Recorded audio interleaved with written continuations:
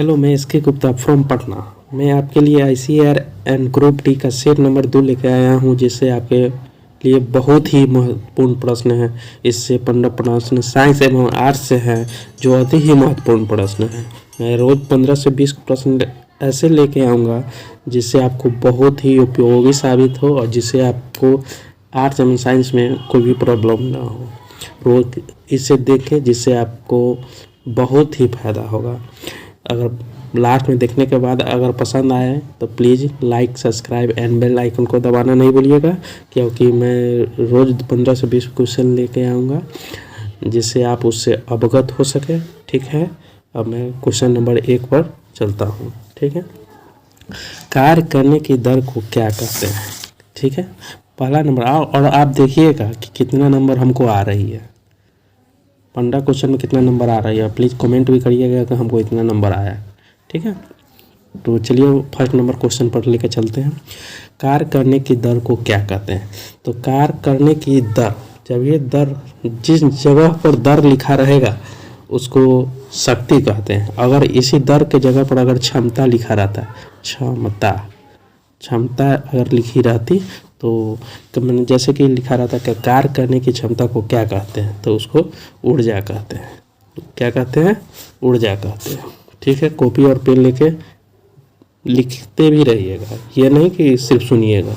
लिखने से क्वेश्चन याद भी होती है और भविष्य में भी आपको काम भी होगा।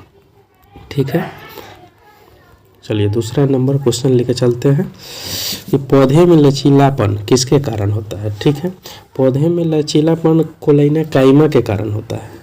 ठीक है, और मजबूत अगर कठोर अगर रहेगा तो सोलेरे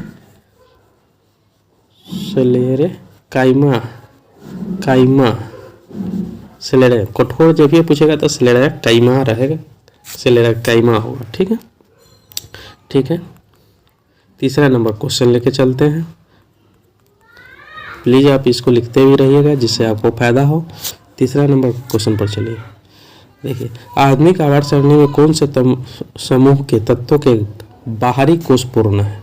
तो इसका बाहरी कोष और पूर्ण का मतलब हो गया कि समूह, देखिए सभी कोष पूर्ण किस में होता है? तो 18 नंबर में होता है, जिसको निष्क्रिय गैस भी कहते हैं।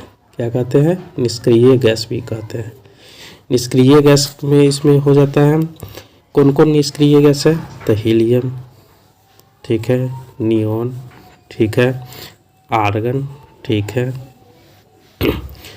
क्रिप्टॉन हो जाएगा, जेनॉन हो जाएगा, रेडॉन हो जाएगा और ऑर्गन भी हो जाएगा। ठीक है, इतना होता है।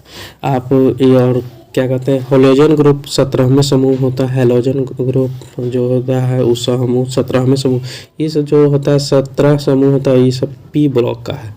कौन ब्लॉक का है? तो पी ब्लॉक का है। ठीक है, ठीक, आप इसे लिखते भी रहिएगा जिससे आपको बहुत ही फायदा होगा। इतना सारा बता रहा हूँ। क्वेश्चन नाम के लिए क्वेश्चन 15 है, इसमें बहुत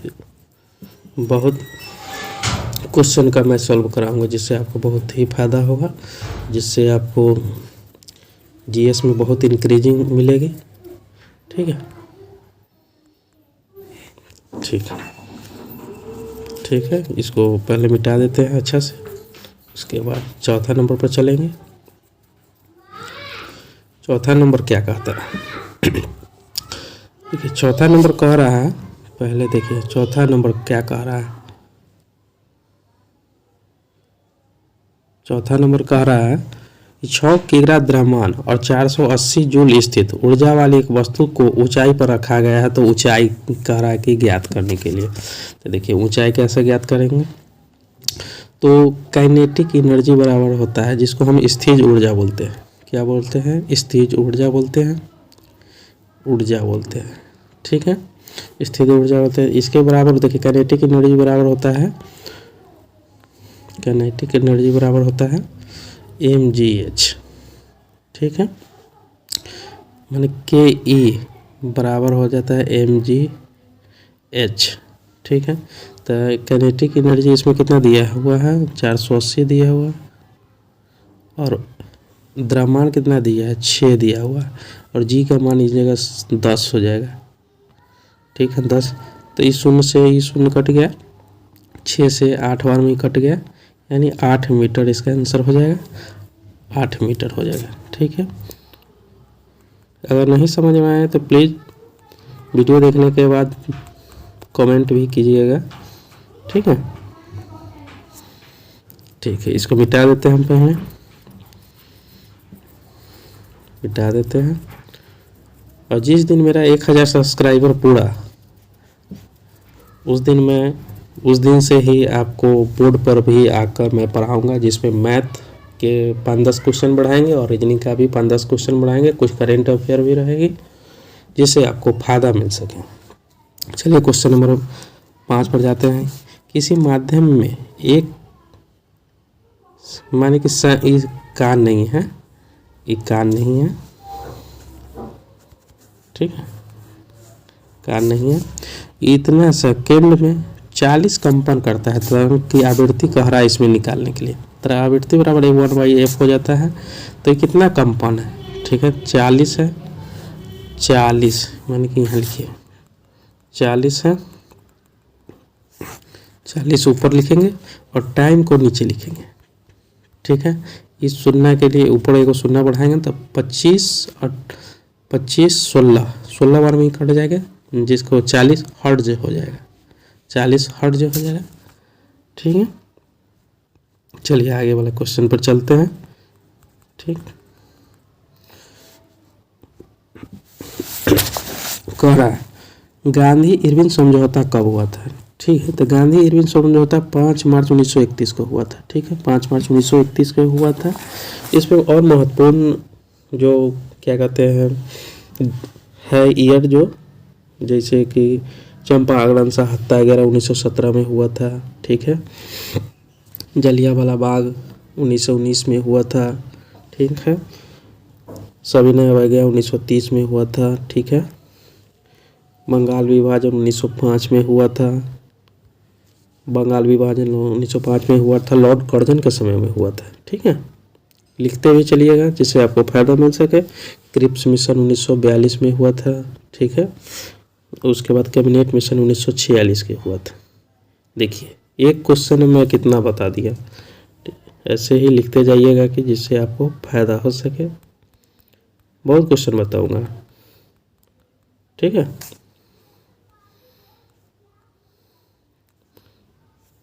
चलिए पहले इसको मिटा देते हैं। क्वेश्चन नंबर पर फिर नेक्स्ट पर चलेंगे, पहले इसको मिटा देते हैं। थोड़ा आप लोगों का प्यार मिला तो ज़रूर मैं पढ़ाऊँगा, बोर्ड पर पढ़ाऊँगा और अच्छे से समझाऊँगा। इस पर थोड़ा हमको भी कठिनाई का सामना हो रहा है। ठीक है, आप चलिए 7 नंबर क्वेश्चन में, बाबर नामा के लेखक कौन है। ठीक है, बाबर नामा के लेखक बाबर ही है। ठीक है, बाबर नामा के लेखक बाबर है।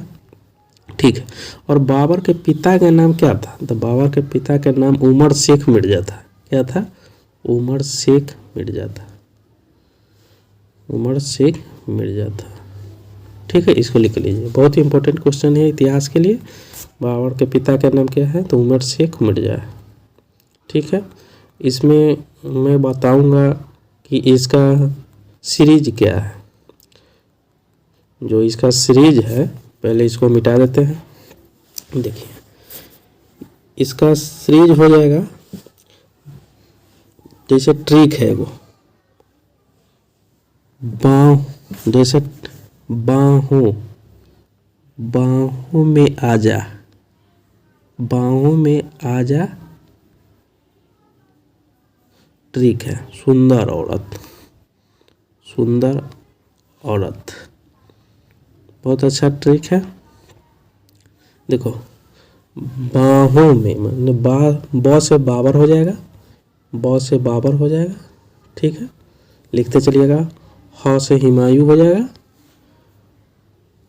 अ से अकबर हो जाएगा, ज से जहांगीर हो जाएगा, स से शाहजहां हो जाएगा, और से औरंगजेब हो जाएगा। औरंगजेब सबसे ही विध्वंसक सेनापति था, वो बहुत ही क्रूर सेनापति था। ठीक है, इस तरह आप याद कीजिएगा। जैसे बाहों में आजा सुंदर औरत, अब ब से बाबर हो जाएगा, ह से हुमायूं हो जाएगा, अ से अकबर हो जाएगा, ज से जहांगीर हो जाएगा, स से शाहजहां हो जाएगा, औ से औरंगजेब हो जाएगा। ठीक है, समझ में आ रही है? ठीक है, अगर पसंद आया तो प्लीज़ लाइक सब्सक्राइब करना नहीं भूलिएगा। मैं इससे भी अच्छा अच्छा क्वेश्चन में लाऊंगा जिससे आपको अच्छा से अच्छा समझ सके। ठीक है, ठीक है, पहले इसको मिटा लेते हैं, उसके बाद में फिर नेक्स्ट क्वेश्चन पर चलूँगा। ठीक है,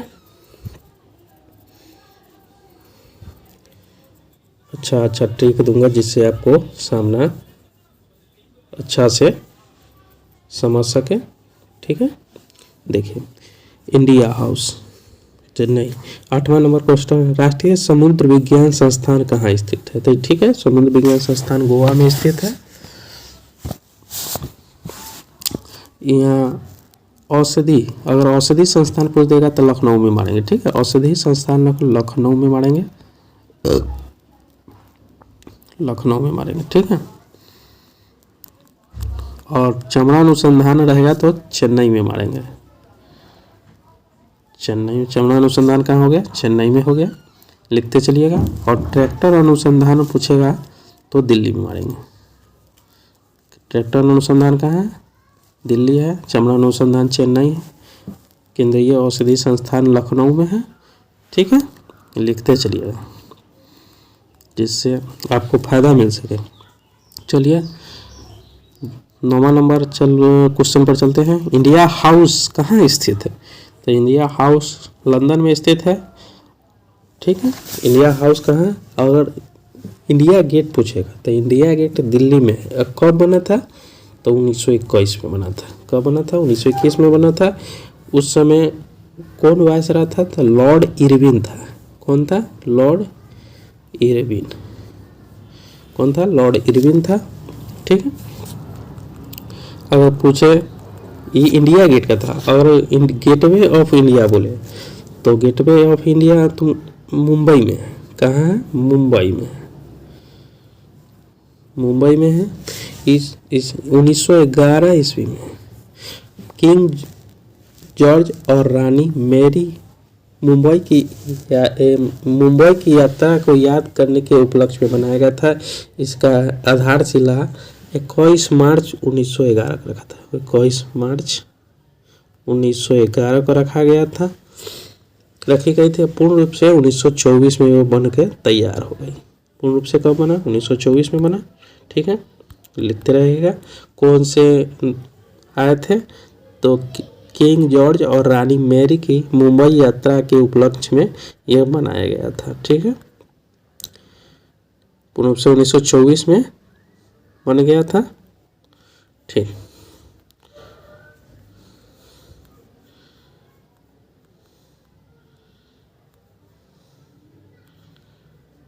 ठीक है, इसको मिटा लेते हैं, मिटा लेते हैं। चलिए नेक्स्ट क्वेश्चन पर चलते हैं। 10वां नंबर नेक्स्ट क्वेश्चन है, सबसे प्राचीन वेद कौन है? तो देखिए सबसे प्राचीन वेद ऋग्वेद है। वेदों की संख्या कितना है? तो वेदों की संख्या 4 है। पहला लिखिएगा ऋग्वेद। वेदों की संख्या कितना है? तो पहले 4 है। पहला है ऋग्वेद, ऋग्वेद, सामवेद, यजुर्वेद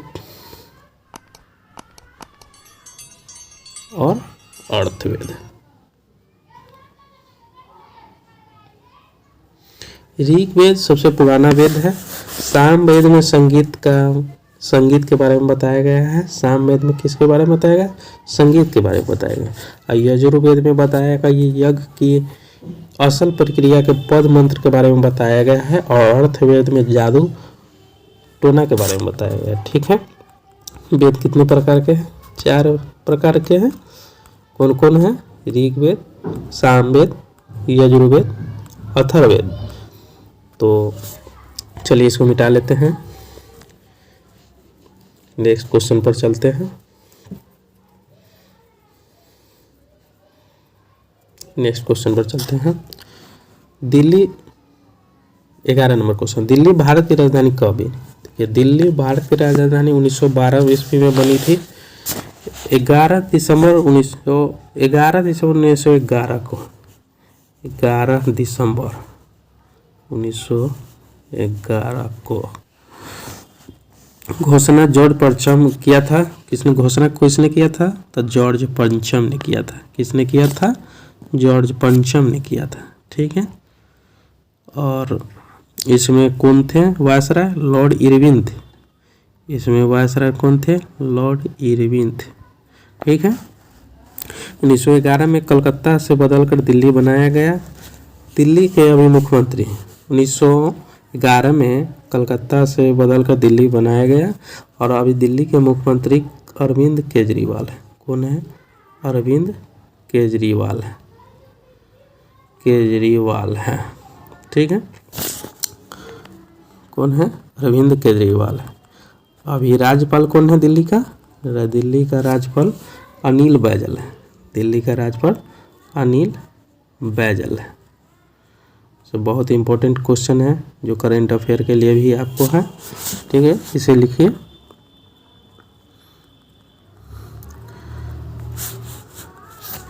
ठीक है, नेक्स्ट क्वेश्चन पर चलेंगे, 12 नंबर क्वेश्चन पे। ठीक है, पसंद आया तो प्लीज़ लाइक सब्सक्राइब करना नहीं भूलिएगा। अभी नया बना रहा हूँ मैं, थोड़ा इसके बाद मैं और अच्छा से बनाऊंगा। ठीक है, सरदार सरोवर 12 नंबर क्वेश्चन है। 12 नंबर क्वेश्चन है, सरदार सरोवर परियोजना किस नदी पर है?